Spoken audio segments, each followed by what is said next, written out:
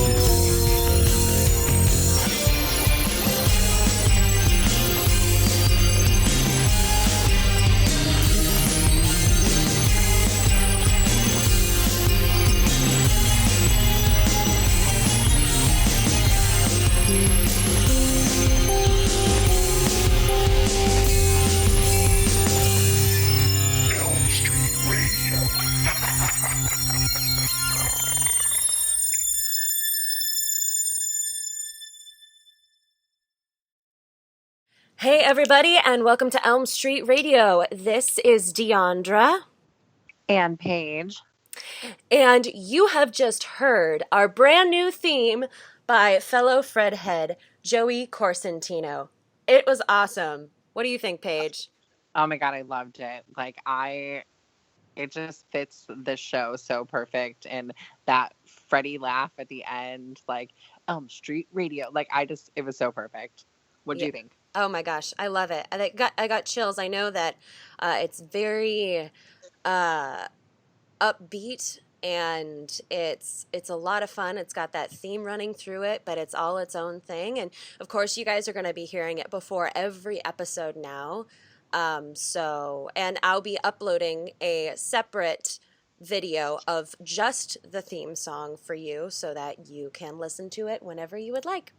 So, speaking of the devil, Joey Corsentino, we actually have him as our guest today on the show. Hey, Joey. Yay. Hello, Diandra. Hello, Paige. How are you? Good. How are you? I'm doing great. Thank you so much for having me on the show. And of course, thank you for playing my theme song before this show and now apparently before every show. I love it. Oh yes, Thanks. it's an Elm Street radio staple from this point forward, and I cannot thank you enough for all the time that you put into it. I can't possibly have wished for a better theme song. So, before we get into some of our topics for today, I definitely would love to put the spotlight on you, and let's start with that amazing theme song. So, I know you had a very specific idea of what you wanted it to be in your mind. How did that kind of come about? What were the inspirations that you had in your head? Well, it's kind of it was easy and it was hard at the same time. Like I spent a lot of time on the actual recording, but the idea came to me almost immediately. I guess it was a couple months ago. You put up on the Facebook that you were looking for somebody to record a theme song, kind of like a rocky version of the Elm Street theme. And I see like there was probably already 50 or 60 comments by the time I got on there, and people were pulling for Leslie Dean's band to do it, and it was almost like I was saying it just as a joke because I don't know, because we know each other or whatever. So I put down as a comment like, if the Leslie Dean thing falls through, how about Sleepy Seahorse? And that's my I guess my moniker, my stage name, I guess, if you will. It was a band, but then it just turned into like my solo music project stuff is all under the name Sleepy Seahorse. So anyway, I just didn't really even think about it again for a couple months until maybe like a month ago when you asked me to record the theme song if I still wanted to do it. And like automatically right away, I knew that I wanted to get the kind of like a medley of the part 1 theme and the part 2 theme, which you don't like, doesn't get, I don't think it gets enough credit for how iconic it is. And then I thought it'd be cool to like end it with like a rockin' fast version of Dream Warriors. So with that in mind, I just kind of started playing around on my software that has beats on my computer and started adding little sounds and beeps and whistles. And I came up with an entire first version of it that nobody will probably ever hear, because it was just like, it was almost the same melody and time, but the beat was slightly different. And I played it back and it sounded like a Barry Manilow or Jimmy Buffett version of Elm Street, which, I mean, that's fine if you're a fan of those guys, but it wasn't very good for the feeling of you guys' show and for what you were asking for. So then I literally like changed the beat and sped it up a tiny bit, and then I just like heard everything in the background that I wanted to put in before I did it. And then I think I had a bottle of Stay Awake with me, so I took it and I stayed up all night and I finished the whole thing like in a night, basically. You stayed up all night to work on it? Yeah, well, I mean, I fine-tuned it afterwards, but it was like as soon as I had the structure down and the song down, I stayed up because I was just having fun, like throwing in little things. And I don't know, there's probably a lot of stuff in the song that you might not even hear, but I thought it was pretty fun. Like the that sound that goes through the entirety of part 2, that's kind of like a ching ching, and I don't even know how they make it, and it just like kind of, it's like random and it gives you a weird feeling when you hear it. And I was like maybe for an hour just searching through like all of these electronic instruments and changing the octaves and figuring out what was going on. And I ended up using a synthesized version of a Japanese instrument called a tipa, I think it's called. Anyway, and then I like dubbed over it, recorded over it a few times, and I don't even know if it sounds like what that sounds like, but it does to me, and I thought it was pretty cool. It does. I kept playing it over and over that, again. Joey, I instantly knew that's what you were using. Instantly. When you sent that over to us, I was like, oh my God, I hear the cues of Nightmare 2. Yeah. That sound is so like jarring in Nightmare 2, but in a good way. Like, it's like, exactly. Ooh, it's almost like your sense. It gives me that feeling when you're watching it, like when you're almost about to fall asleep and you wake yourself up. Like I feel like that's the sound of that thing happening to somebody, you know? Oh, yeah, that does feel like that. That's a very good way to put it. Yeah, like I every get that time, all the time. Yeah. whenever I wake myself up, it's like ching ching, and I'm Yeah, but that's the tale of a true FredHead right there. When you don't just take one element of the music, but you take several elements of A Nightmare on Elm Street and you put it together, because that means you know the movies, you know the music, and you know how they work so well together. And that's why it even fits better as the theme, because it's not just one, it's many. It's what we're comprehensive when it comes to Elm Street, and that really speaks to that. And all the different elements, the little hints, the little sounds, and like Paige said, and I know you mentioned that Freddy voice was so perfect to you. It is so perfect. I was like, oh yeah, this is going to be really good. And then I heard it and I was like, holy crap, that is flawless. That is a flawless Freddy voice and laugh. Oh man, that's crazy. That actually was probably, I spent more time on that than the part 2 weird strikey sounds. And that was gonna be a joke at first too. I was gonna do it and then say Elm Street Radio and laugh and twist it around to sound like Freddy, and then I was gonna send it to you guys and be like, obviously, if you don't like the Freddy voice, that can go. Like that was just, a joke or whatever.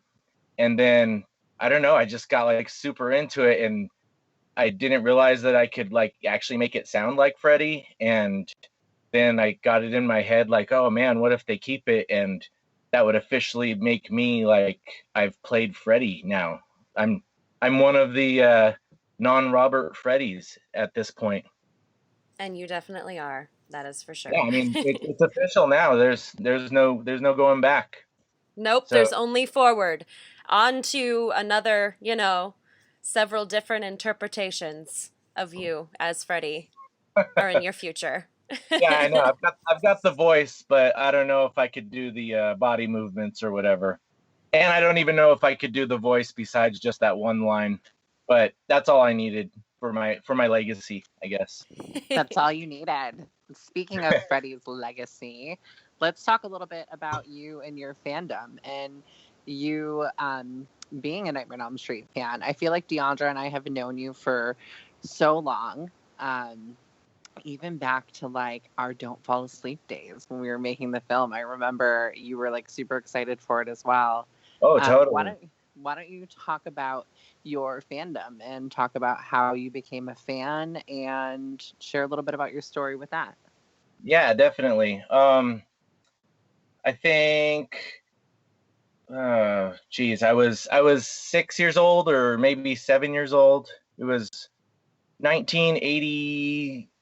I guess it must have been 1986 when I saw part one.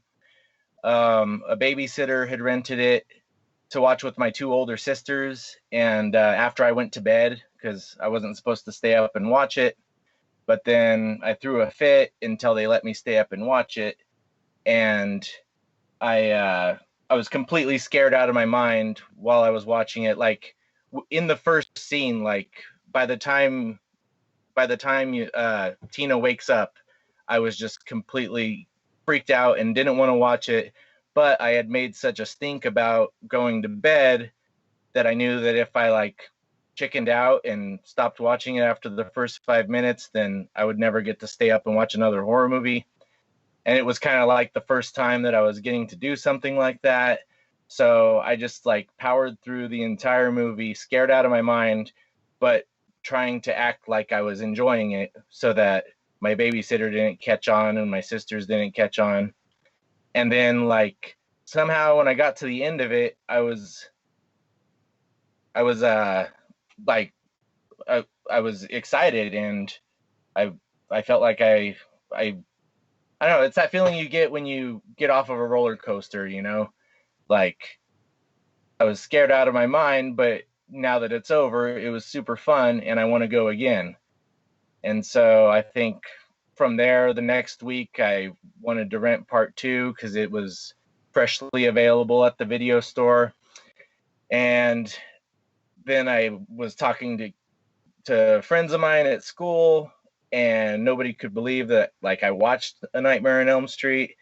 And I sort of like I don't know, it's tough to remember like way back then before people even knew Freddy as he is now, and it was strange. It was like some like I had gone on an adventure or something that nobody else had gone on. And It's then strange to think that like there was a time that people didn't know Freddy. Like thinking about it now, like everybody knows who Freddy is, but like that there was a time that people didn't even really know who Freddy Krueger was. That's so yeah, crazy. I freak out about that all the time. Like I can remember standing in the video store and they had one of those big cutouts of part two because it had just been released, and that picture of Freddy like reaching around the poster sort of, with fire in the background. And I was just like staring at it like, oh my god, how could there be a movie with this guy in it? This seems ridiculously scary. And like I think everybody had that feeling. Like before Robert Englund came out of Freddy, it was like almost like a different Freddy, you know? It was just like it was more about the concept than the guy at that point. It was weird. Yeah. Paige, that brings up a very good point about the time like before Freddy Krueger. There have been many times when I myself have watched movies before like the Nightmare on Elm Street came out, and I'm like, this is a world without Freddy. I think about it all the time, all Oh, the I know, time. yeah. Or So, like the movie Dreamscape, which was I yes. think a few months before Nightmare on Elm Street came out, and there's like a guy that can kill people in their dreams, and he extends his nails at one point, and it was like they both movies have been accused of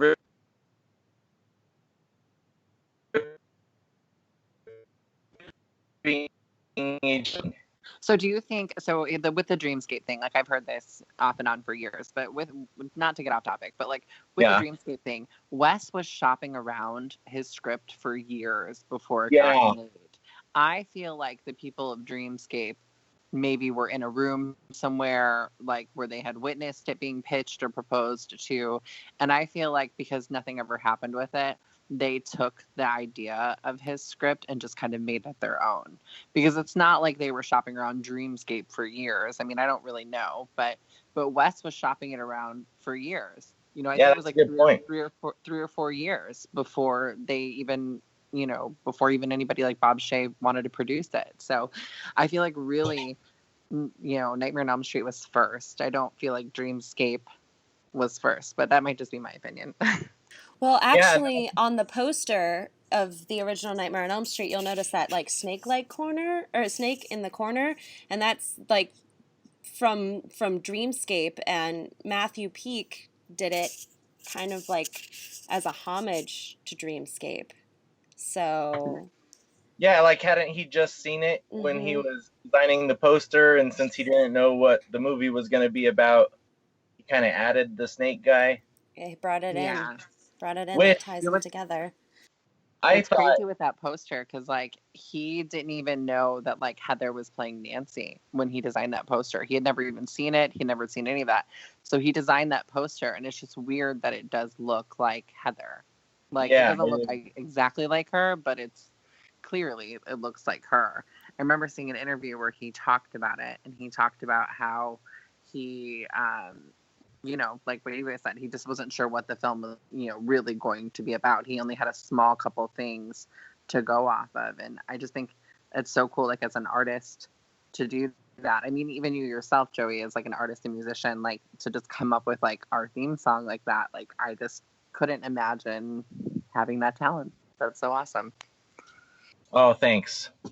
Well, I just like being mentioned in there somewhere with all these artists and awesome people. Wes Craven, Matthew Peak, Joey Corsentino, part of the legacy now. That is absolutely, totally, 100% true. Now, I do want to ask you about one of the movies that is not always the most popular. Some call it their favorite, and some have it holding a special place in their hearts, like myself. But what are your thoughts on Freddy's Dead, The Final Nightmare? Oh, I have many thoughts about Freddy's Dead, The Final Nightmare. Um, I think before we get into anything that I'm gonna say, I need to reiterate. We were talking about the subject online, and I think it was Mike Dietzman. I'm not sure if I'm saying his name right, but got to give him credit for mentioning that, like, the reason we can discuss Freddy's Dead and talk about some things that may not be coherent, or we wonder where they got an idea for something. It's not like we're trashing the movie. It's more like everybody's got that cousin who is this is how that Mike guy put it. Like, everybody's got a cousin who, like, the entire family just, they're like the black sheep of the family, and when the cousin's not around, you'll talk about, like, what the hell is he doing with his life, and how he does things that don't even make sense. What's wrong with this guy? But then if you hear somebody else talking about your cousin in that way, you're like, what the hell? No, that's my cousin, and you'll throw down to defend him.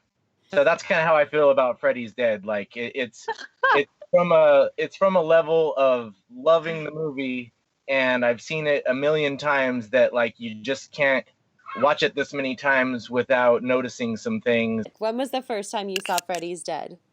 I saw Freddy's Dead on September 13th, 1991, the opening night.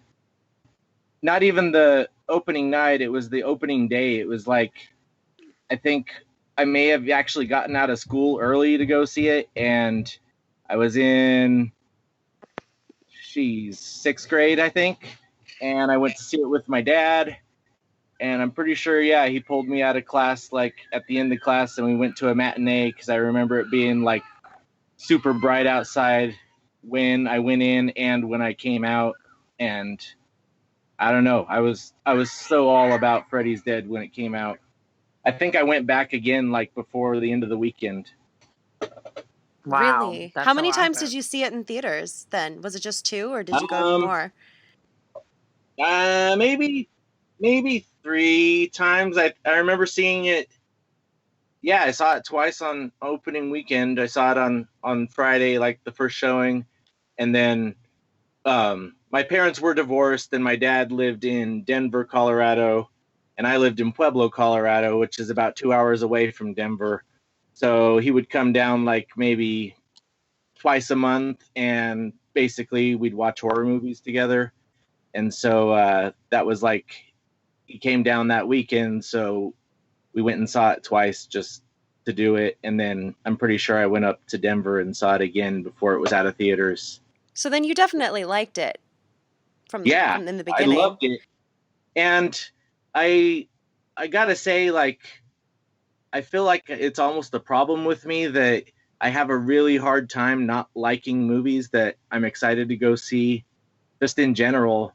And then I also have this sort of like a root for the underdog complex where if people don't like a movie, like if there's a movie getting trashed by the masses, I will go see it and like force myself to like it so that I could be a contrarian to the people trashing it. I don't know. I do it with everything. And there's even movies that I've seen and I didn't like them too much, but then I hear somebody talking about how much they hated it, and then I'm like, wait a minute, it wasn't that bad. And then I'll like go back and watch it just to like it again. I don't know. Does that make sense? Yeah, It totally makes Mhm. sense.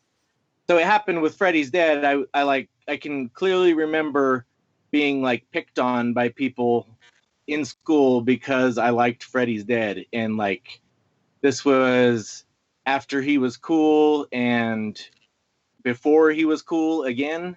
So it was kind of like almost like a burden that I had to carry, that I was like known as the Nightmare on Elm Street kid when he was popular, and everybody wanted to talk to me about Freddy and thought it was awesome. And then all of a sudden, probably around part 5, it cooled off. And then by the time Freddy's Dead came out, it was like, why are you going to watch that movie? That's ridiculous. And I can remember like being chased home from school by kids who like knew that I liked Freddy's Dead. It was so ridiculous. It was so crazy around that time because, like, I remember before Wes Craven's New Nightmare came out, you were right. Like, Freddy went through, like, this circumventing thing where, like, he was really popular and then he became unpopular.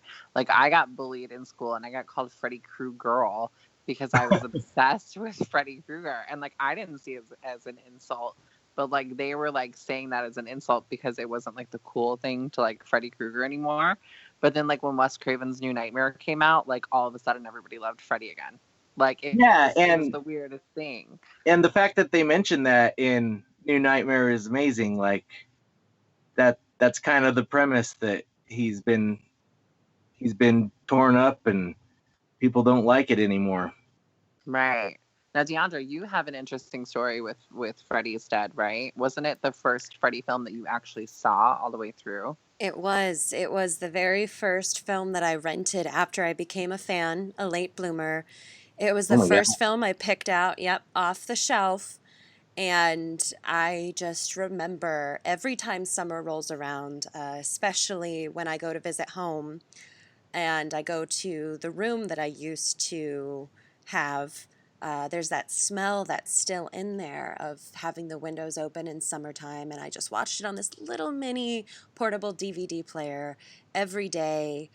And when I had to return it, I went back in and re-rented it. And I just kept pulling out Freddy's Dead, and I loved it. It just, watching it brings back so many great memories. I mean, I remember sharing it with friends. It was very impactful on me when I first watched it, and to this day, it still holds a very special place in my heart because it was the film that really catapulted me into loving A Nightmare on Elm Street. And it's so strange that that was the first one I picked up, part 6, Freddy's Dead. But out of all the films, but yeah, I picked it up and watched it, and I really loved it. When was the first time you saw Freddy's Dead, Paige? So I think it was like right when it was released on VHS. So that was like what, like late 91, maybe early 92. Yeah, I probably. I was young. I was very young. I think I was maybe 7 or 8 years old. And I rented it and begged my parents to rent it. And for some reason, like, they had no problem with me watching like part 3 and part 1. But for some reason, like part 6, they like gave me such a hard time when like I wanted to rent it. And so I rented it, and it was super late at night, and I put it on my TV in my bedroom, and the opening scene comes on, and Robert Shea does the tickets thing, and I started screaming. And I was like petrified. My parents ran in the room, and my mom starts yelling at my dad, and like they take it out and they put it in the Blockbuster case, and they like hide it in their room, and like I couldn't sleep the whole night. And so the next day, my cousins and my aunt and uncle came out, and they were all going like house hunting, and my cousin Jennifer and I were sitting in there, and it was just her and I alone. And I was like, I have Freddy's Dead in my parents' room. And she's like, what? And it was like the like secret, like, I have Freddy's Dead, like, we have to watch it. So we sat in my parents' bed with all the windows open, all the light in, because we were too scared, and we watched Freddy's Dead. And I watched it, and I had so many questions. I wasn't like the kid that was like scared of it in the end. I wasn't like, oh my gosh, like it's so great, blah, blah. I had so many questions. My first question was, where's Kristen? Because I hadn't seen part 4 yet. And so I saw them 3, 1, 2, 6. And so for me, I was like, where's Kristen? Like, what happened to her? And I was asking my cousin Jennifer, like, there's 2 other films. And I'm like, no. So for me, like, when I watched it a second time, I really like it. I would say that, like, I don't hate any of the Nightmare films. Like, when people are like, oh, this one's horrible, this, and this, that. I love them all as a whole. I love them all together. But there's definitely some holes in 6 that gets under people's skin, and I feel like that's something that we're going to talk about. If part 6 was a cheese, it would be Swiss cheese, because it is just filled with so many holes. And not that I'm saying Swiss cheese messes things up, but it doesn't go with everything. I don't think you really always find Swiss cheese works in a burger unless it's a certain type of burger. What the hell am I getting at? I mean, burgers and kind of fittingly, food, pizza, Freddy face, fried and grilled. Yeah, yeah. So Freddy's Dead, really, out of everything, it's just kind of like those instances when everything is going so well, and you're like, oh, it's almost that time. It's almost the very end, and then just before the end, something happens, and you're like, gosh dang it, why did this happen to happen? I was almost there. I was almost done. I was almost out, and here I am, and this totally just messed everything up. Freddy's Dead is almost like that, despite how much I love it, because I'm with you guys. I don't hate any of the films. I love all the films. There's something about them that I cherish, and yes, I could still admit that they have problems with them, even though I do love them. But Freddy's Dead just breaks so many rules in the film, and it goes off track from much of what we've thought about the earlier films in many ways, from certain elements of the story to not really talking about any of the characters to what Springwood became. I mean, even though part 4 really is when it started to be started to show that it takes place in Ohio, I mean, this one really solidified. They're like, in your face, it's in Ohio, despite the palm trees in the first movie. Let's just forget about those. I mean, a lot of those elements, Freddy's Dead just takes it into a different direction at the very, very end there, despite myself loving it so much. I mean, yeah, it's got some issues in there. For one, it's definitely like the whole family man angle. I mean, in all those films, we just think he's this bastard son of 100 maniacs. He was this loner who lived in like by himself, had this old abandoned boiler room. I mean, just kind of his own entity. And now he's a family man, which it is an interesting angle because, you know, it is a great cover-up. How could you be a father but also murder children? I mean, it's an interesting cover-up, but it really just throws a whole wrench in what we think Freddy to be the whole time. So it definitely puts things off course. You know, for me, I have to say that I don't mind the family man aspect as much. Like that's never been my issue with Freddy's Dead. And so when people talk about like the family man thing, like I really see their point. I totally get it. And in all honesty, like I know I say this a lot, but I never really saw the point of not being the family man story until we saw the Confessions of Fred Krueger. And when we saw that, like I loved that drifter storyline. I loved that back end storyline. I never had a problem with him being the family man. What I have a problem with in Freddy's Dead is that I don't want to feel bad for Freddy. You know, they go back in time and they see that like he's this bullied kid, and then they see that like he goes to a broken home where, you know, his stepfather is, you know, a complete jerk to him. And I don't want to feel bad for Freddy, because by the time Freddy's Dead is over, you're cheering for him. Yeah, hell yeah, killed like these people. You know, they tormented you your whole life. I like the fact that, you know, up until 3, we didn't know anything about his backstory. You know, he was a filthy child murderer. You know, that's all we knew. And so that, in a sense, is almost scarier than knowing his backstory. So that's always been my issue with Freddy's Dead, amongst a ton of other inconsistencies. You know, like, where is Alice? Why is Glenn in a TV, but he's actually Johnny Depp? You Oprah know, McNoodle mantra. Yeah, McNoodle mantra, you know. So for me, that's always been my issue. And then I know one of the other issues is did Freddy live at 1428 Elm Street, or did he not live at 1428 Elm Street? You know, it's so subjective in this film, but then it does smack you in the face. Like, you know, that's another topic that we could talk about in this conversation as well, the 1428 thing. But so it's just those inconsistencies and feeling bad for Freddy. Like, I don't want to feel bad for Freddy. I think when you're talking about that, though, you have to keep in mind that Freddy's Nightmares had already happened when Freddy's Dead came out. And I think that kind of made it okay to just reinterpret whatever the hell you wanted to reinterpret. And I don't know, like I know that there's a guy named Michael DeLuca that wrote the pilot to Freddy's Nightmares, and he's credited as writing Freddy's Dead. And I've heard rumors that he rewrote the part of Dream Child, or parts of Dream Child, which made it not make sense. And I don't even know this, like I don't really know who this guy is or what else he has done. And I never really see his name brought up in discussions, but I feel like if anybody's to blame for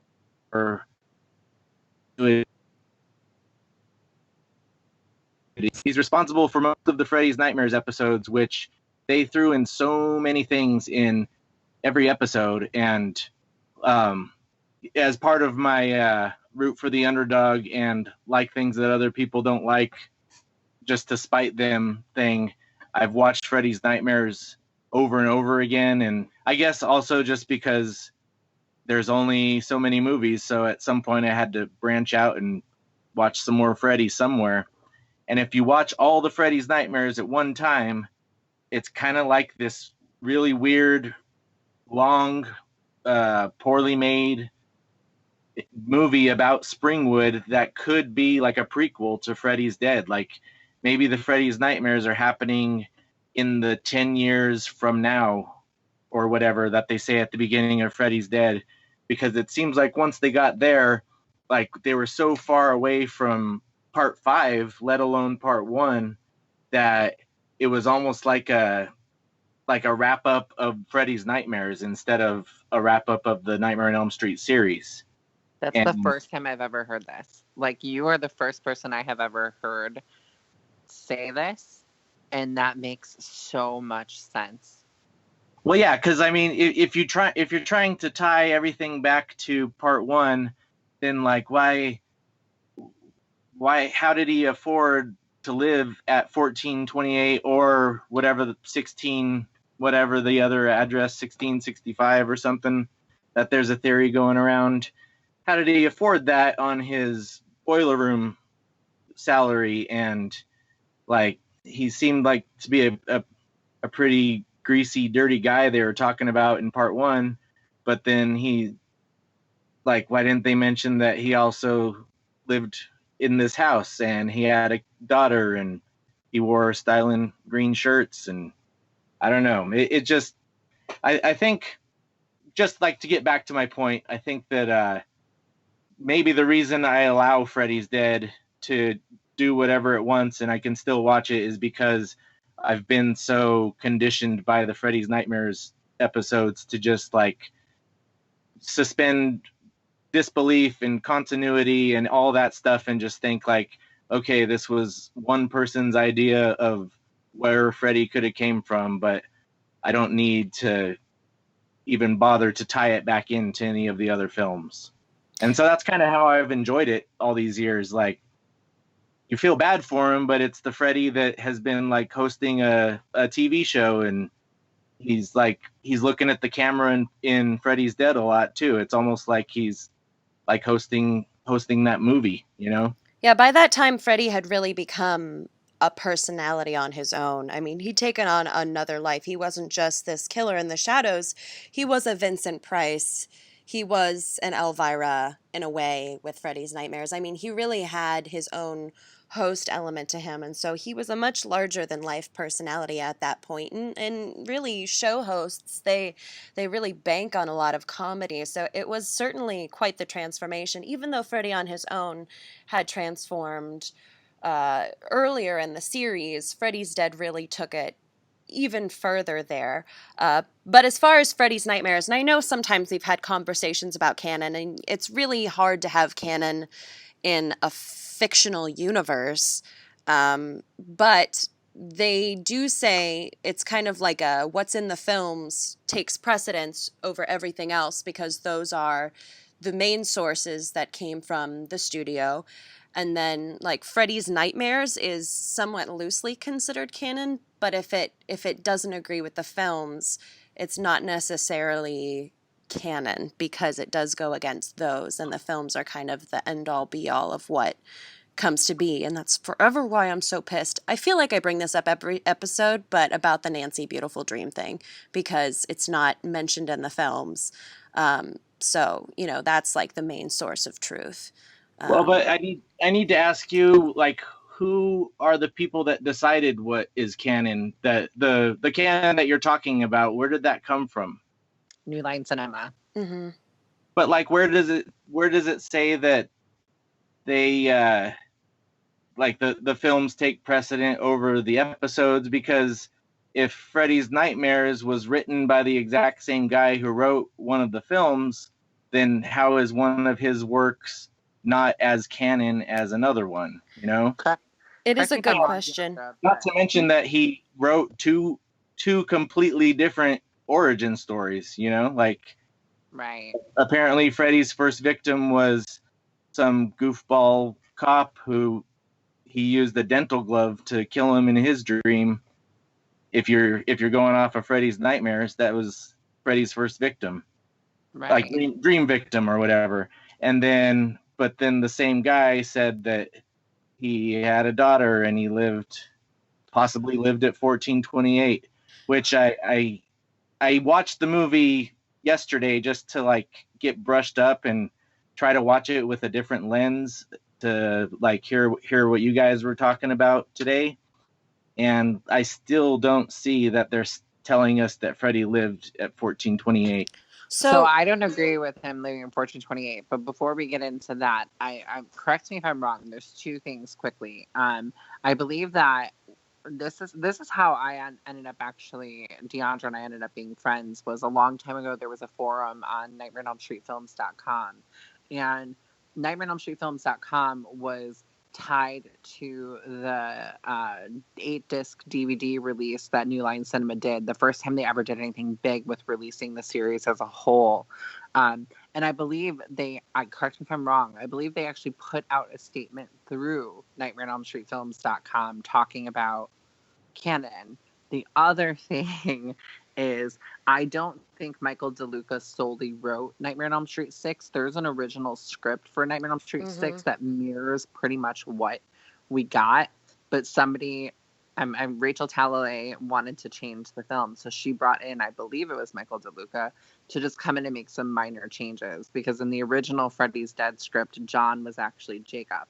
And so, and it mirrors a lot of what happened. But then they completely changed it because they wanted it to be very much like a John Hughes film, because Rachel Talalay had just come off of working Crybaby with John Hughes. And so John Hughes, a lot John of Lynch. What? Wasn't it John Lynch? Or David Lynch? Sorry. David Lynch was, Twin Peaks. There's a very Twin Peaks element about it, which is why Carlos makes the remark that he feels like, he's in Twin Peaks after he gets yelled at by Roseanne Barr and Tom Arnold.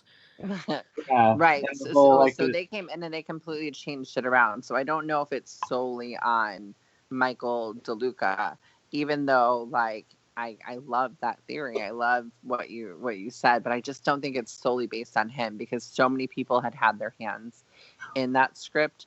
I think at one point even what's his name had his hand in it. The guy who wrote The Lord of the Rings. Peter Jackson. Peter Jackson. At one point, Peter Jackson even wrote parts of Freddy's Dead. Yeah, they didn't use. Yeah, he had his idea. I guess what I was getting at, though, is that exact point, that there was so many people in on it at this point. Like with the Freddy's Nightmares, 45 episodes of people just like they probably showed up at a table every day and were like, okay, this week. Let's have this girl is trapped inside the house and she runs into this lady who turned out to be Freddy's ex-wife, who has been kidnapping kids and keeping them in the house so that he can have a bunch of kids in his house to kill or whatever in their dreams, which is an actual Freddy's Nightmares episode. And they introduce the girl ends up being his daughter before part 6 ever came out. And yeah, there's just like crazy stuff that goes on in Freddy's Nightmares. And I feel like Freddy's Dead was probably this same conference room of people just like spitballing and throwing things at the wall. And then like let's take this great script that we have for Freddy's 6 and wrap up Freddy's Nightmares. So let's change all of this stuff, but still keep the core story about the kid with amnesia.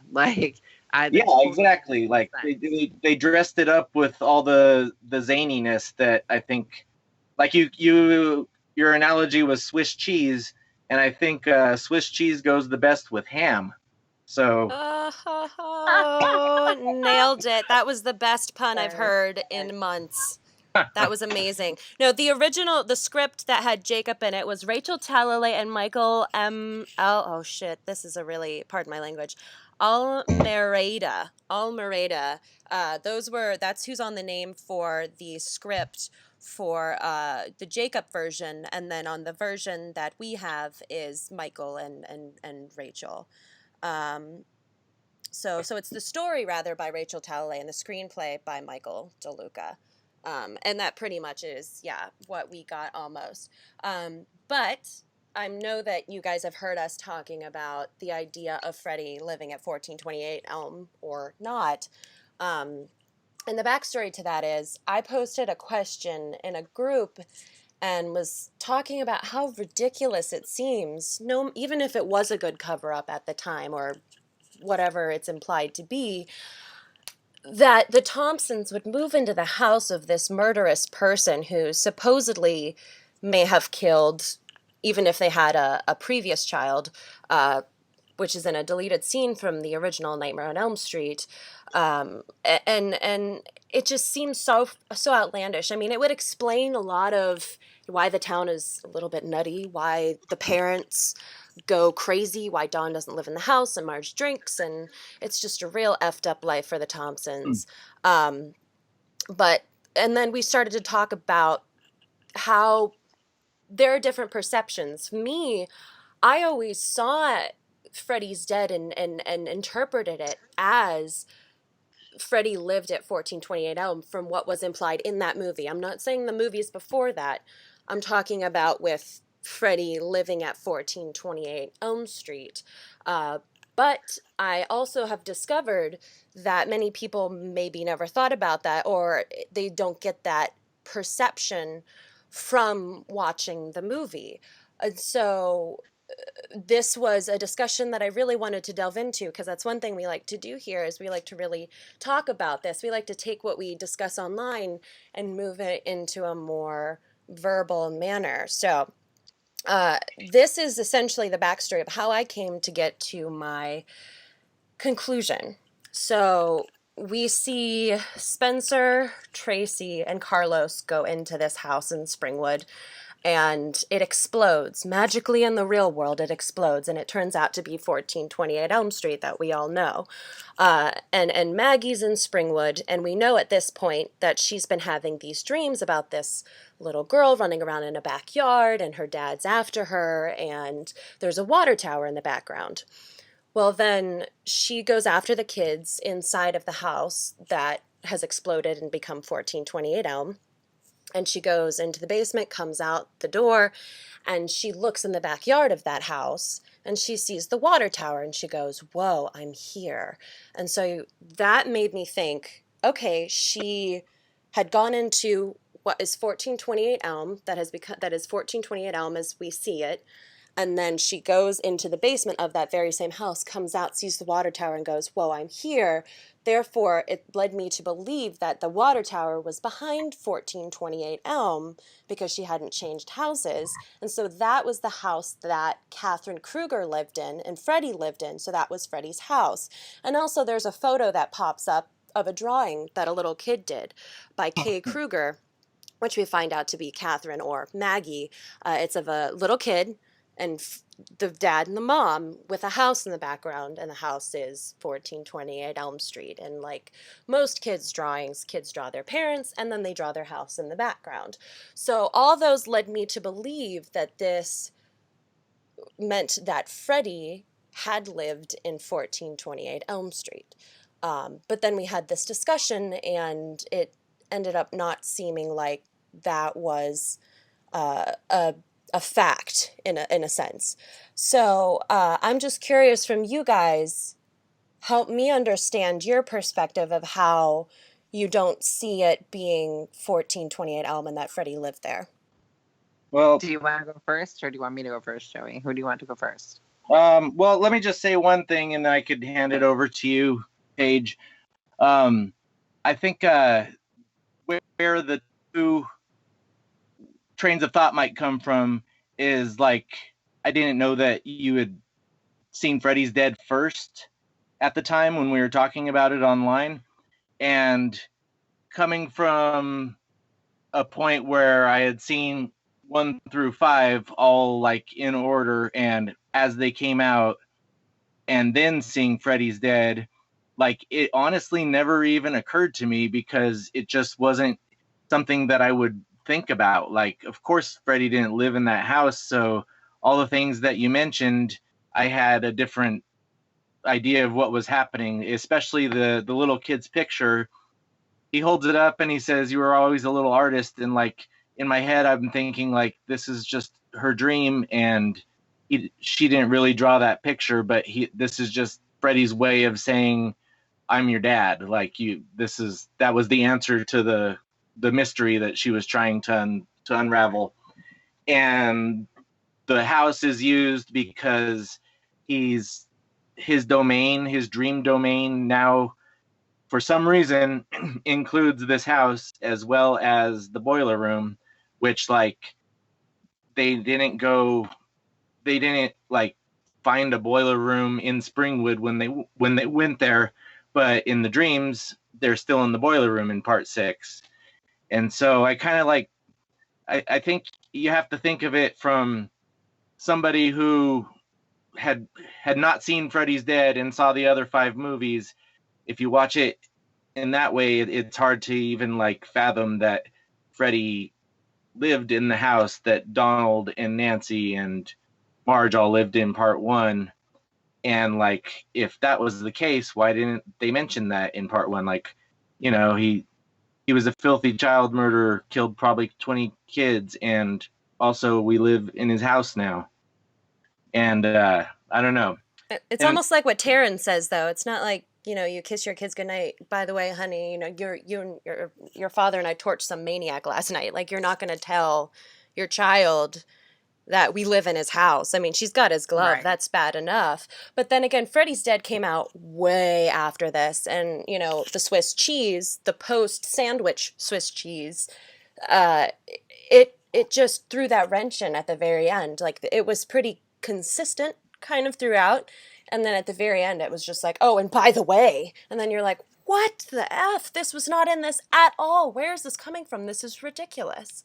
So that to me is how I saw it. Despite seeing it from the very beginning, I always felt that 1428, even after seeing Freddy's Dead first and then watching the other films, I always felt that they said it's his house because when the first movie went down and then you go into the second movie, by the second movie, everyone was always like, that girl went crazy and her mother killed herself. And everyone's like, what the hell? This house is crazy. There's all this stuff tied to it. And Jesse's going nuts because of all this stuff he heard. And then he's really getting haunted by Freddy. So from the first film, it really started to get a reputation.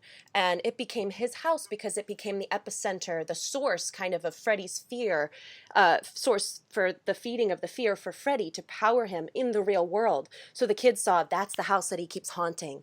That's where Freddy always is. That's where he takes us. And Freddy, the more he brought it into the kids' dreams and the more he pushed it on them, the more they associated it with Freddy. So it became this central focus. And every time someone would look at it, people get more and more afraid of Freddy, and he would get stronger and stronger. So it worked in his favor, and that just became his house and his physical manifestation of himself. And especially so in the red door with the green roof, like what a terrible design idea, how ironic. But it really became that symbolism. That's why it was his house. But Freddy's Dead is kind of like a lot of movies try to do, is they try to justify something. They probably thought most people don't really think deeply about the house. You know, it's his house, but you're like, oh yeah, Freddy always haunts that place. But you don't really think about it. So they're like, why don't we just, I don't know, explain it? Why don't we just say why it's Freddy's house? Like, it legit was his house. That's why he's always there. And it just makes you go, that just takes away the deeper elements of Freddy and what the house represents when you try to explain it in that manner. So to me, that's what it always seemed like. I prefer to think of it as his house because it's the epicenter of fear. But just looking at what Freddy's Dead is trying to imply in my mind, it just throws a wrench into that whole idea. And I don't really care for it that much. But from my perspective, this is what I saw. Right. And just real quick, I think it's worth mentioning that they don't actually say that it's his house anywhere in the movie. And the shot of him playing with his daughter in the backyard and Loretta Krueger comes out from the hatch door from the basement, you clearly see that it's the backyard of a one-story house, and you can see like daylight above the house's roof. It looks nothing structurally like 1428 Elm Street, and I feel like a reveal that big, like that's bigger to me than he's this new character's father, that he would have lived there. I think like at that point, if they were trying to get that across, they would have like really laid it on thick for the audience, like have a picture of her, like a picture in the paper of her standing in front of the house with her dad and her mom, instead of like a child's drawing that could have just been fabricated in her mind. Well, it was And actually in reality. When they go into the orphanage, that drawing is there. That's the first time they see it. And Freddy brings it back into the dream later on in the film. oh, that's right. Mm-hmm. Yeah. So it's in reality. For me, it definitely, you could totally tell it's a different house. First of all, you're like, what the hell? There's a water tower in the back. Where was this Yeah, water it's a tower water before? tower in the first 5 It movies. makes no sense. But and I know this is really kind of stretching it but I did a little bit more research in the background, and the point of this is not necessarily to say this is how it was, but just in keeping in mind with some of the things that had been written all along for the script when Freddy's Dead and kind of maintained. It wasn't explicitly stated, but in the alternate version of the Freddy's Dead script, the character of Karen is in front of the house in her dream. And there's a sign on it that says Williams. It drops off to say Thompson, which obviously disregards the Walsh family. And then it drops off again to say Krueger, and it drops off again to say Underwood. And then a little bit later, they're in the dream, and they're like, what the heck is going on in this house? And Jacob says, but in reality, Freddy hasn't lived here for decades. And Karen says, this house, it's where it all happened. Because she comes across these drawings that are somehow in this dream version of the house of Freddy getting tormented by this man who, when the last name is shown, Underwood, is Freddy's foster father. So it takes it a step even further in saying that Freddy grew up in this house, which to me is just absolutely ridiculous, but that's an alternate version. And in the script for the film that we get, because it's so outlandish that Freddy is able to transform this physical version of the house in real life into 1428 Elm. I mean, what the hell? He lives in the dream world. Now, he's powerful. He's extremely powerful, so he can maybe walk that fine line, but at the same time, in the script, it says that once the kids get into the house and it explodes, they said that it's a fly trap, that they've walked into his fly trap. So Freddy tricked them to walk into the house. How it's done in reality, I'm not sure. And it's very, very strange. But there's also a deleted scene that was from the extended TV cut of the film, and it was also in the work print, and it's apparently in the German releases. I don't know. I'm not German. And I'd have to verify this with some physical evidence in front of me. But Maggie walks down the stairs in the house that's 1428 Elm. And structurally, when she's in the house, it is the same. The way the stairs are, the way the rooms are. But she walks into the basement, but the stairs are different in the basement. And she walks up to a cemented wall and she sees that it's coming apart. And so she starts to pull away this cement and this plaster, and it reveals that it's been a plastered over room. Oh, so that's how we never found this creepy room before, despite the door being in the backyard, whatever. So she goes into the basement room and she looks at it and she goes, this was Krueger's house? And they filmed it, so it's available online, but it's also in the script. Of course it was cut out, but at that moment, 1428 is Krueger's house, and if that were to remain in the original movie, she would have then walked out of the basement, seen the water tower, and gone, this water tower in the backyard of 1428 Elm, and this house belonged to Freddy Krueger. I totally disagree. And this is why. Okay. So let me explain. It goes all the way back to part 3. Mm-hmm. So in part 3, Kristen is dreaming of this house. And mm-hmm. Nancy sees the paper mache house and she brings it in. And she says, I used to live in this house. And Kristen says, that's just the house I dream of. And then they immediately switch topics and they start talking about Freddy Krueger. And she says, have you ever done that before? We all know the lines. Cut to Nancy's death. Okay. And there are 3 remaining Elm Street children.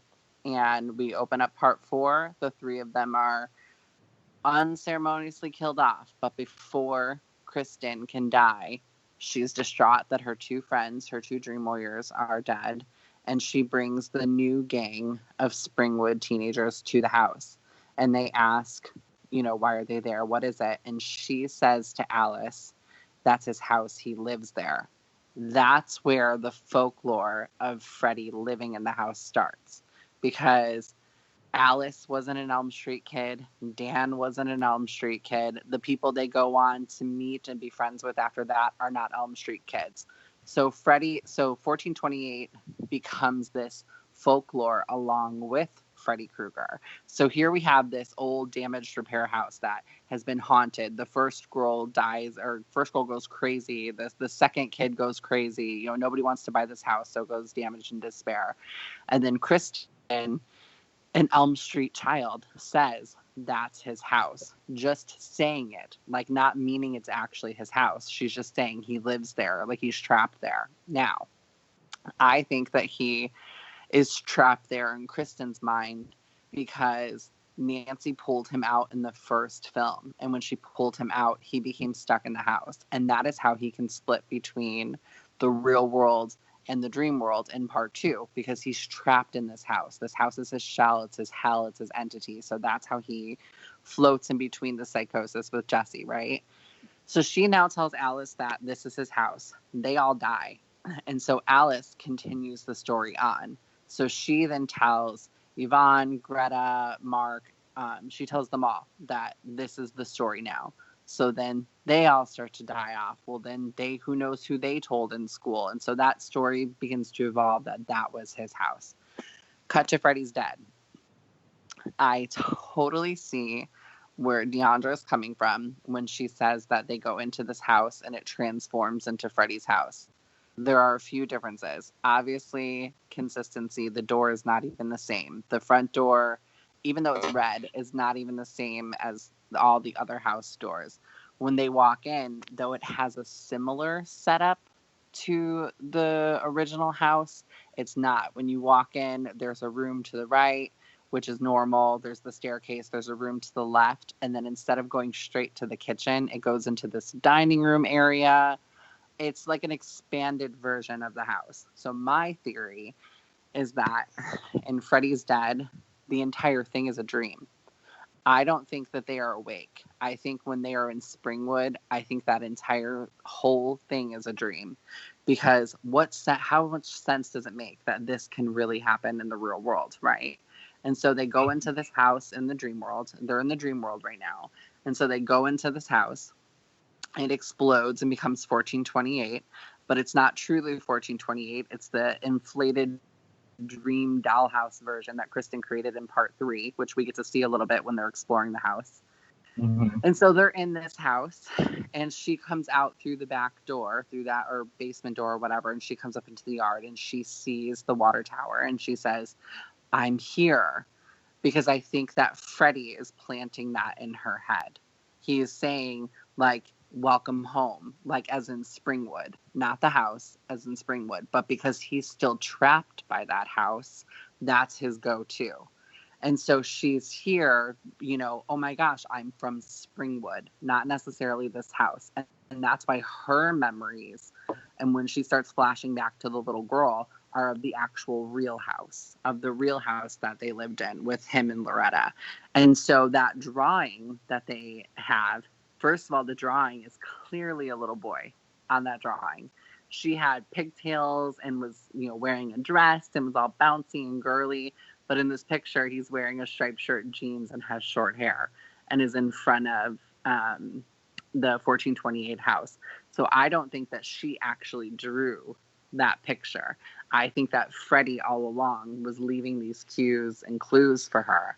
And so I believe the second they hit Springwood and they all kind of start to get drowsy and fall asleep, I feel like that's where they're in a dream. And then when they leave and she's in the van and she's, you know, like, they also come to their deaths and it's just her and Tracy. I feel like that's when she's waking up. And I feel like that's when she goes back to whatever small town that they were in fighting. So I feel like the whole Springwood part was a dream, because it doesn't make sense if it wasn't a dream. The whole thing has plot holes anyways, but that's where I feel like it all starts, is really in part 4 when she says that's his house. And I feel like that just becomes the folklore, the town folklore. Wow. Paige, I love how you've tied all that together. And I've always used, if anybody ever asks me any sort of plot hole continuity thing with any of the movies, my go-to response is, well, it must have just been a dream. And that's what's awesome, is that you can use that response and it's possible because anything can happen in a dream. But I've never thought of carrying it to where like you were talking about it being like the game of telephone, where you say something and then as it goes down the line it gets interpreted by different people.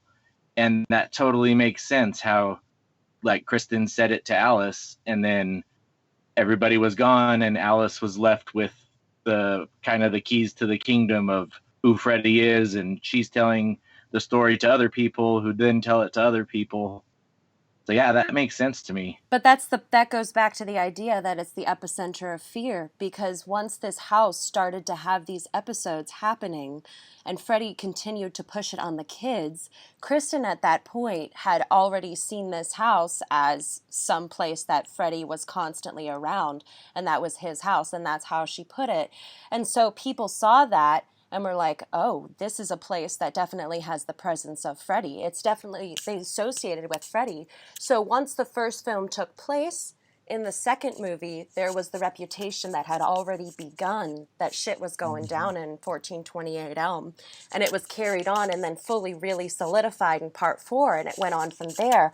But like I mentioned earlier, part 6 decided to try to explain it rather than leave it to be as some place that Freddy was tied to on his own, and decided to wreak havoc there and kind of inspire this fear within the town, because it had always been, he'd been associating himself with that house over and over again.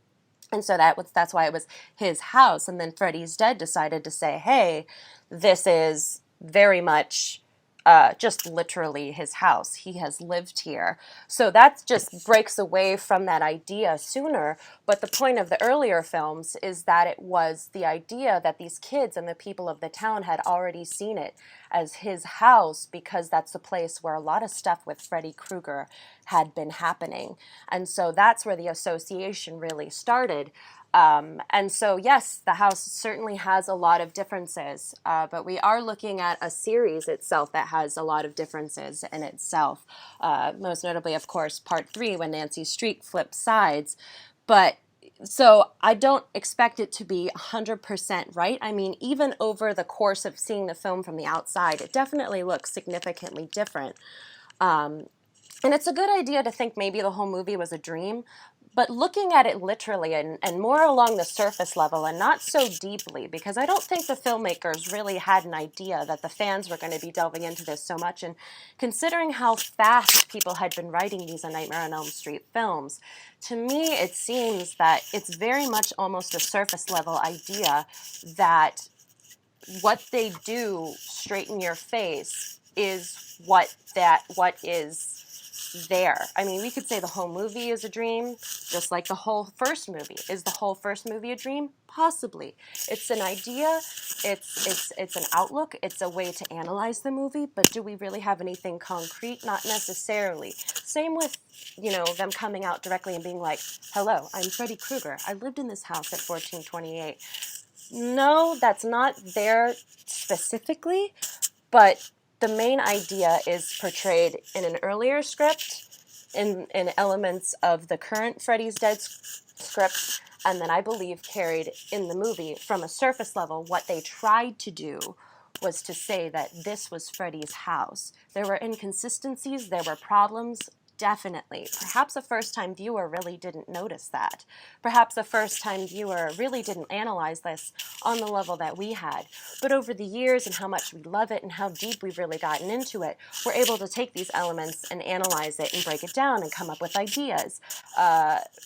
So I think there's a lot of interpretation, but me, despite how much I dislike what I see, this is how I've interpreted Freddy's Dead, because it's definitely, Freddy says, you're my daughter. So even though it looks like a little boy even in the picture, definitely what he says is, you're my daughter and you drew this. So there, on the surface level looking at it, there are a lot of elements that I just see that this is as the filmmaker had intended the film to be. But we can definitely, thankfully, explain things over time. Like Andy Mangels, who wrote a lot of the comics, had this theory that it was 1668 Elm, one of those, that it's like a typical Ohio Midwestern neighborhood where you have a lot of the houses that are very similar. And so Freddy lived in a copycat house. But considering the house showed to be 1428 Elm and Freddy's dead, it just doesn't really line up. And this appeared in The Nightmare Never Ends, where he drew this map and wrote this little bit trying to explain perhaps the inconsistencies in Freddy's dead. But sometimes we just have to kind of sit back and say, this film has Swiss cheese syndrome. I mean, it just has a lot of plot holes that we can definitely discuss, and it's fun to come up with these theories. But at the same time, it's still very, very much a film with plot holes. And these filmmakers made it, and there were a lot of plot holes, and they didn't probably think about it as in depth as we are now. Well, I think one of the biggest plot holes in the entire franchise is, something that nobody ever really talks about, but it's the actual high school itself. Like, Freddy is like killing off all these teenagers who clearly go to a high school, but in every single film, it's a completely different high school. Mm-hmm. And so how big is Springwood really that they have 6 different high schools? Because if you look at it in part 1, it's the like most famous school that's used in like pretty much every film. And then in part 2, it's like a completely different school. Part 3, they don't show it.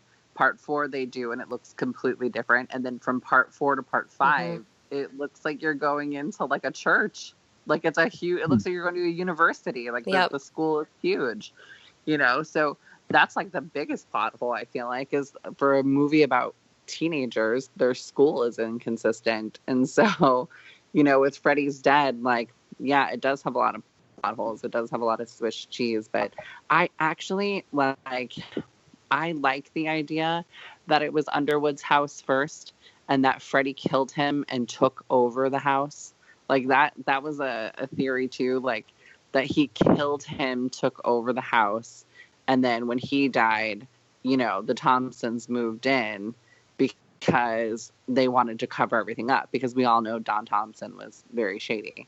And so, he was he was very shady. He was like one of the shadiest people in the series.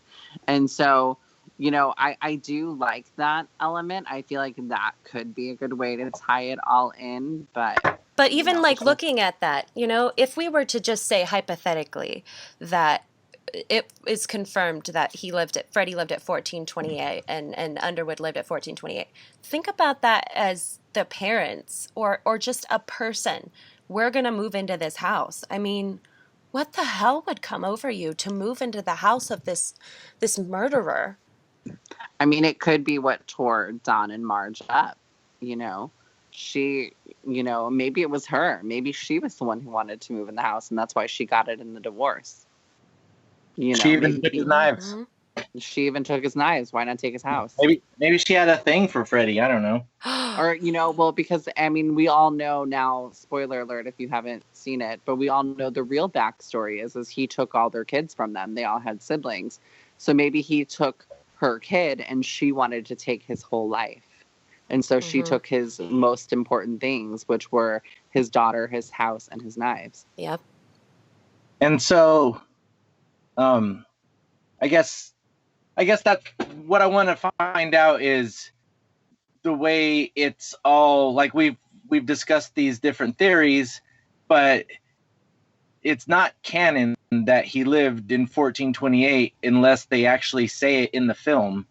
And I think that, like how you were talking about the first script, like explicitly stated it, I could totally see a scenario where Rachel Dalloway herself was like, wait a minute, but like why would he have moved into, or why would the Thompsons have moved into his house at the end? And they pulled the punch at the last second for whatever reason. And so I think we have all these hints that never actually get revealed because they pulled the reveal to leave it ambiguous in case somebody 30 years later was on a podcast trying to make sense of it, And that might have been their way. That you're very well right. They could have been like, this was his house, and then she was like, little forward. So to keep from getting too much backlash, maybe let's just keep it kind of hush-hush. Let's put the feelers out there, leave it open to interpretation, and not really say definitively, hello, Freddy. I am Freddy. You are Catherine. You daughter. Me, dad. We, house. Here, live. Like, maybe somebody in the room was like, well, a lot of these people, this is going to be their first time seeing it. So like, they know what the house looks like. Let's just say it was his house. And then somebody was like, yeah, but there's got to be somebody out there that is going to think it's weird. So let's just not actually say it. And then, I don't know, I think that's probably the most likely scenario. As far as the drawing goes, I have this like very clear fantastical idea that like there was a guy going to get lunch for everybody, like an assistant. Was it or a whatever. cheese pizza? Was it a pepperoni and cheese pizza? No. Like when they're making Freddy's Dead, they're like, "Hey, can you go get everybody coffee?" Like, yeah, you need anything else? Yeah, we need a drawing, like a crayon drawing of Freddy's family in front of a house. And he's like, "Oh, okay." And then so like this dude scribbled out the drawing that now made it into the movie and was just like, "Oh, I'll put that greenhouse from the other movies with the red door in it." Because like what the door was red and then it changed to blue for the Thompsons and then went back to red for the Walshes. It's just so insane that like the dream thing is the only constant. Well, really. that's right. I mean, it could have been red in the very beginning. Who knows? Maybe Freddie was whispering in the parents of the Walsh parents' ears, like, make the door red, make the door red. That's the way I had it. I mean, that's totally just like an out there idea, but they probably also made it as a green roofed house with the red door because maybe they didn't see the earlier movies. Maybe they didn't care about the detail of the red door. Back to the Nancy Thompson streak, like, you know, flip sides, let's just go have the red door because, you know, that's what everybody knows. And hey, maybe I haven't seen the first movie, and so I don't know. I just know this red door because it's what I see in the set. Like, you know, something something like that. It was an iconic image at that point, especially because I believe it was Mick Strawn who designed the like lit up red and green version of the haunted Freddy house, like that you see in Freddy's Nightmares and in Part 4. Like that whole set was like that kind of got in everybody's head as like an iconic image associated with the films besides Freddy. And so I think since they weren't bringing back any other characters or tying anything to the original films, then like, well, let's throw the house in at some point because everybody knows about the house. Yeah. But the door was not changed by production crew. The door was changed by the owners of the house. After the original house was filmed, they painted the door red. So I don't think it was intentional on the production staff in Part 2 to do like a red and green to like match his sweater. When they showed up to film at the house, the door was already painted red. So they just went with it. And so Wes in Part well, I was going to say Part 7, but in Wes Craven's New Nightmare, when they went to refilm, he had to ask for permission to repaint the door blue. And so it wasn't, it's weird how the universe is and how it works out because obviously Freddy's sweater is red and green, but when they showed up to the house on Part 2 to film, it was painted red, so they just went with it. And so that's how it became iconic, because then after that, when they recreated the house in 3, they were just going off of what it looked like in 2, and then from 4 they just went off what it looked like in 3, and so on. And so it just became such an iconic piece with the red door. But me personally, if I was to ever own it, I'd change the door back to blue. Me too. Back to But no, I think I'm going to put this out in the universe because I feel like on this show, when we put things out into the universe, things happen, you know, such as like the maybe speaking to Toy Newkirk, and then boom, she was on the show. Are we going to talk about Rachel Talalay? Because girl, I was just going to say. I have an email drafted. I feel like the only way that we can really get a true answer is if we ask Rachel Talalay. And so I would love to have her on. I know Diandra would love to have her on, but I can tell you, I probably already know her answer. She probably is going to laugh and be like, we didn't think that much into it, guys. Yeah, probably. So, like, it'll be just like a simple, like, one word. We didn't think that much into it, guys. Because, yeah, that's literally how it is pretty much every time. All the fans are like, oh, and then there was this giant thing, and I pictured this eagle in the background, and it was on fire, and there was this knight riding it. And they're like, whoa, man, it was just, that lighting was just the sun, like, you know? Yeah, or like Nancy's gray streak. We're like dying to know Nancy's gray streak, and Nick answers it in like one simple thing. He's like, well, he goes, my sister was in charge of that, and she just was trying to make her look old. Like, they were like not even connecting the fact that she had a gray streak in the original. They were just trying to make her look older than she was. And so, like, it's just sometimes it just is that simple. Sometimes it's just they have to have the house because it's so iconic, and Freddy is so iconic. And so just tie it all in and wrap it up in a pretty bow. And then 30 years later, we're all like, what the hell? Yeah. Well, yeah, it was their job to just make a film that would get people to go see it. And, you know, seeing the house on the previews and the trailers probably got a lot of people got their butts in the seats, so to speak. And then now it's our job to discuss it after all these years, even though we know going in that it doesn't make sense and there's not a reason for these things. That's just what keeps you going, you know? It's like, almost like exactly. When I found out I was going to be on this podcast, I was like, cool, I get to watch Freddy's Dead again with a different perspective. Because, like, I'm really into doing that. Like, I'll read a fan's theory online about something going on in one of the movies, and then I'll, like, sit down and watch that movie as if I had never seen it before, and that's what I'm getting from it. Like, the theory that I read is what I'm going to get from it while I watch it. And, like, it really works for me.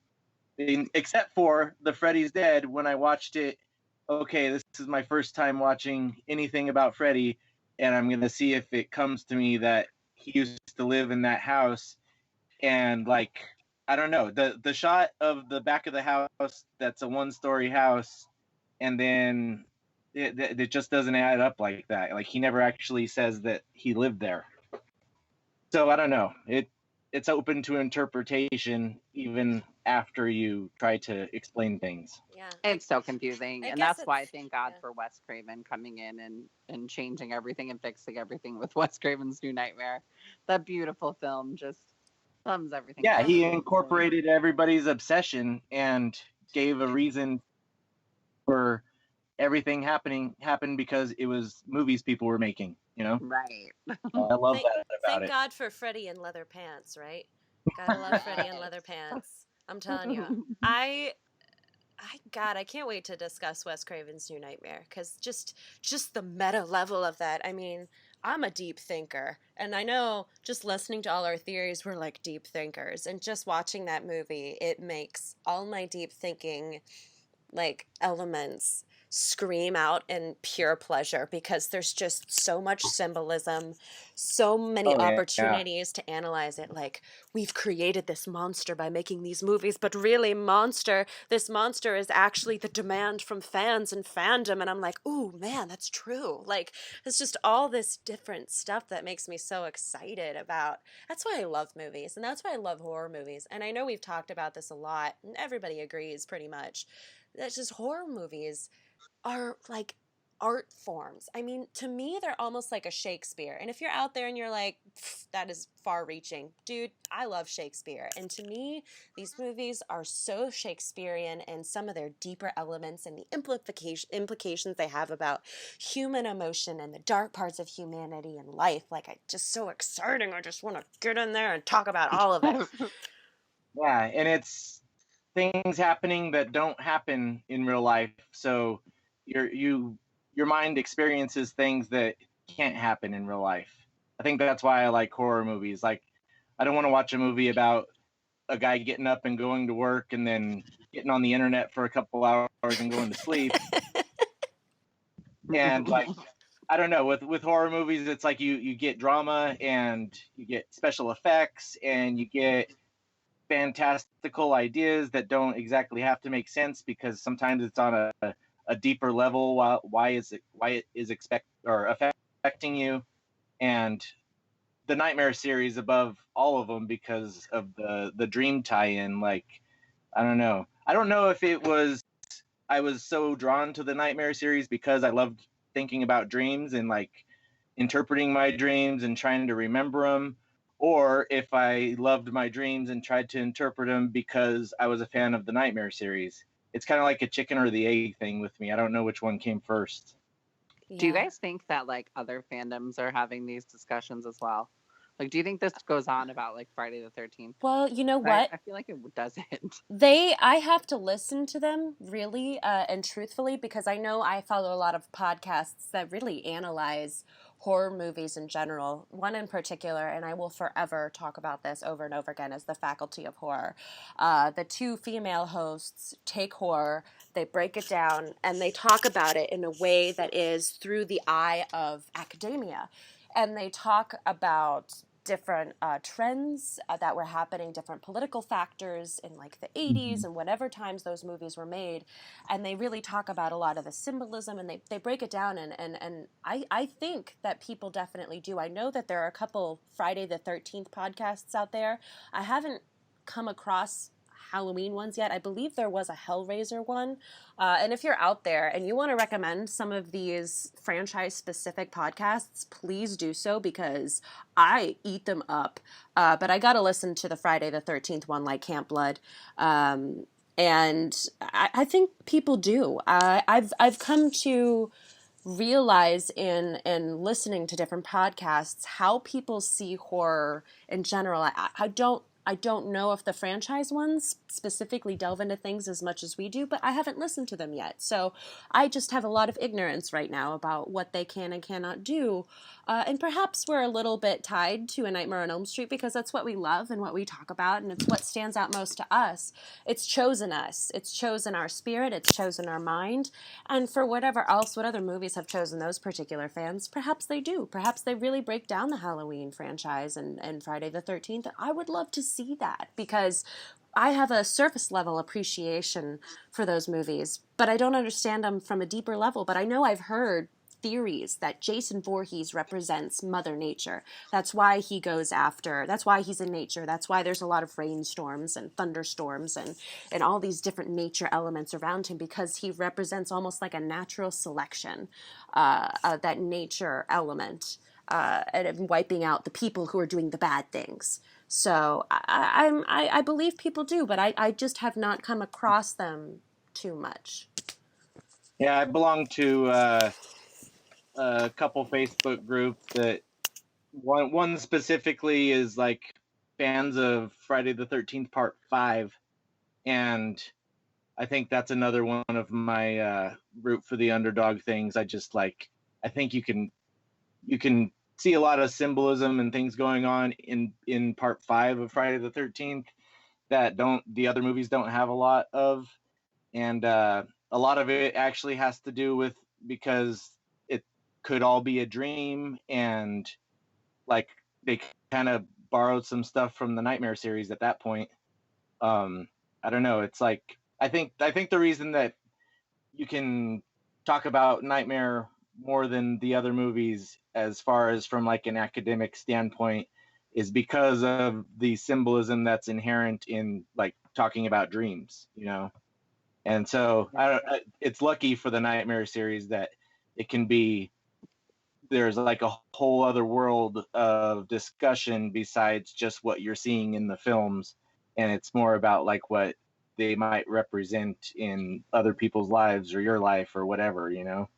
I also have to feel, like, and not to discredit any other franchise or any other films, because I recently started watching the other franchises and I really like certain films out of them. But one of the things that I have noticed is pre-Scream and really like pre-Freddy's Dead, because Freddy's Dead was super campy, the Nightmare series as a whole is just beautifully acted, and it's not overly campy or overly people screaming and running, and it's not like super camp, a guy in a mask not saying a word killing people. It's, even though like certain scripts were being written as they were being filmed, a lot of like the actual films themselves individually were really thought out. I mean, look at Dream Warriors in particular, like the third film in a low budget horror franchise. Like that film in itself is just so beautiful, right down to, cinematically, the way that it looks, the way that every person acts in that film. They have some real like powerhouses in there. And I just don't feel like the other franchises have that. I feel like as they have gone on, the other franchises, once they hit their other sequels, they almost get like a cheaper quality. So like the original Halloween is brilliant. It's great, and the original Friday the 13th is great, but as they go on, they just get kind of in cheaper quality. And I feel like with Nightmare, as it went on, it got better until, like the Freddy's Dead era. But then when Wes Craven's New Nightmare came back in, it just kind of blew everything away.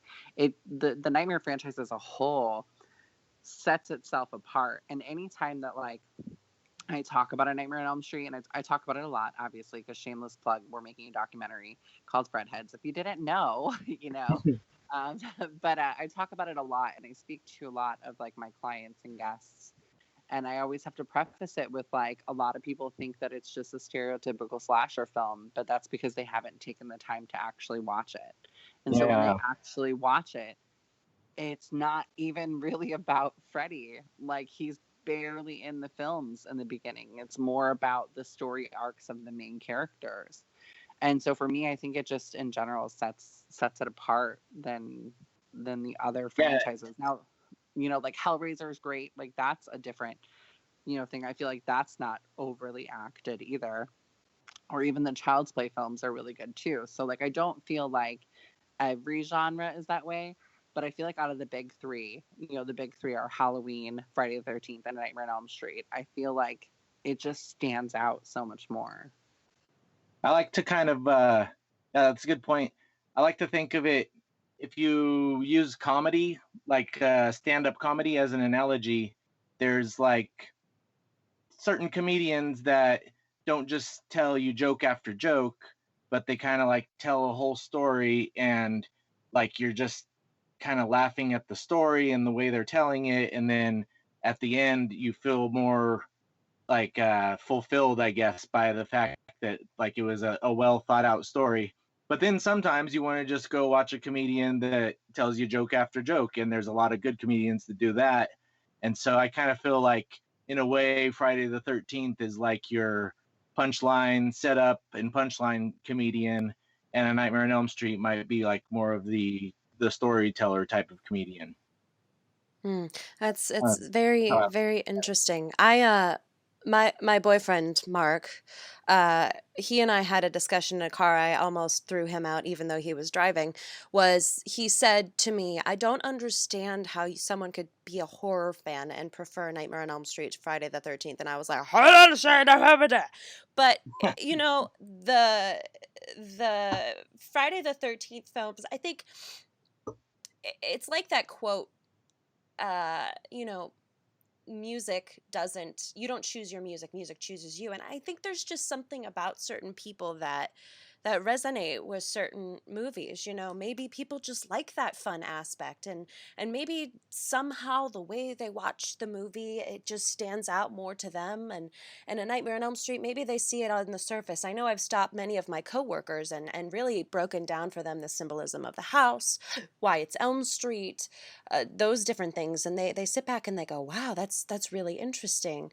But I think just for certain people, they see it in different ways based upon their experiences or how they see it, or maybe it's just the principle of what they prefer. Perhaps they can recognize that Nightmare is cerebral, because it really is in many, many ways the symbolism of Freddy being a manifestation of fear, the different themes about being a teenager that each film touches upon, being gay, teen pregnancy, drug abuse, all those different things, parents, all of that comes into play in every single element of the Nightmare films. It is very deep, and it really stems back to, despite going off the path a couple of times, Wes Craven and his background as a professor and an academic.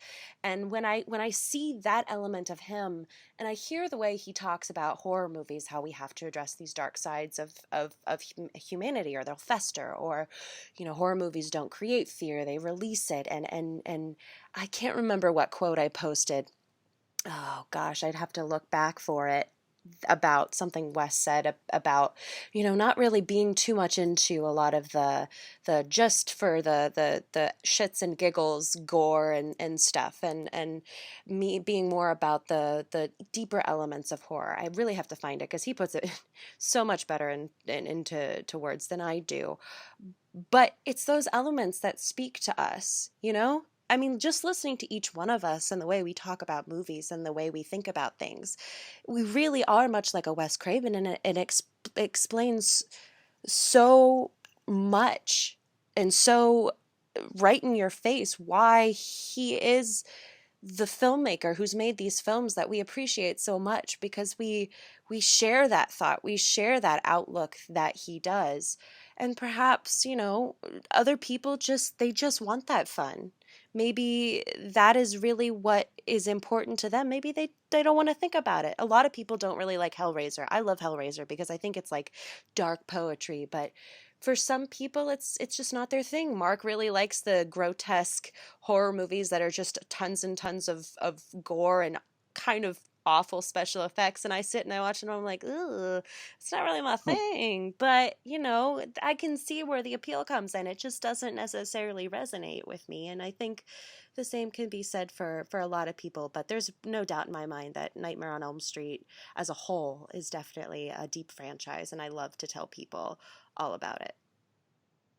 Yeah, when I was growing up in the 80s, when these movies were fresh coming out, I had this friend that was all about Jason and Friday the 13th, and I loved the movies too, but I would always end up having fights with him about like the Freddy versus Jason argument years before the movie came out, and he would always be like, "What do you mean part 5 was good? He only killed 3 people. Jason just killed like 15 people in part 7." And like I had nothing to say to that. Like, "Oh man, yeah, you're right. Jason did kill a lot more people." And like I was too young to be able to fire back with like, "Yeah, but the Nightmare films are more cerebral." I would just be like, "Oh yeah, but it's because Freddy likes to joke around a lot before he kills people, and Jason doesn't talk, so he gets to kill more people because the movie's only an hour and a half long." So I don't know. I guess all I was trying to say was that that might be why some people like a traditional slasher over Nightmare type films, because of the actual body count. Yeah, I totally agree with you, Joey. I totally agree with you. But this has been a really in-depth, intriguing, and fantastic discussion, and I have had a blast. I've learned a lot. I've thought about things differently, and it's just been great having you on the show, Joey. Thank you so much for being here and taking, like an hour and a half? Yeah. Yeah, thank you guys too. I was admittedly nervous because this is the first time I've done a podcast and the first time I've been on Skype in a few years, so I had to like retrain myself on that, just where the buttons are and stuff. So I feel like I got more loose as we went on. So I don't know. Maybe with the magic of editing, you can make me sound good at the beginning too. I will make you You sound sound beautiful. really good. But you sound great. Yeah. Yeah, you sound amazing. And yeah, it's great. But I definitely don't want you to go away just yet, because I want you to tell everybody where they can find more of your music, where they can find you. Can they add you on Facebook? How can anybody follow Joey in a non-creepy way? I think probably the best thing to do would be to check Nathan Thomas Milliner's comments on his posts. No, I'm just kidding. I just comment a lot on his posts. But no, my name is Joey Corsentino, and that's who I am on Facebook. My music moniker is Sleepy Seahorse, and that's also on Facebook. And I have a Bandcamp page, and I don't know.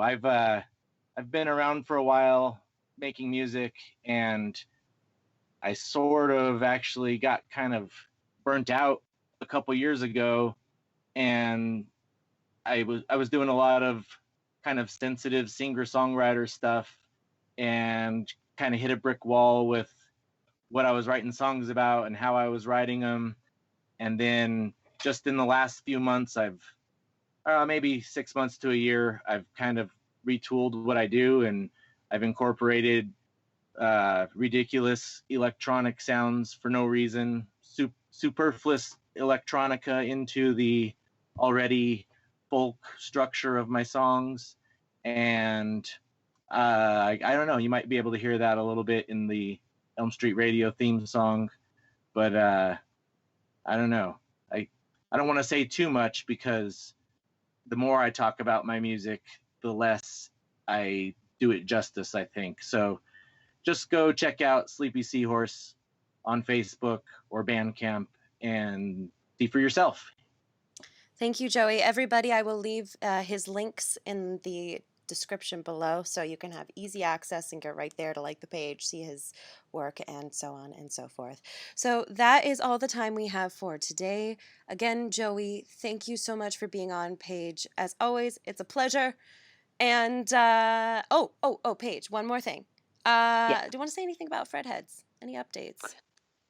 So the biggest update that we have is currently we are 3 weeks away from our biggest filming event to date.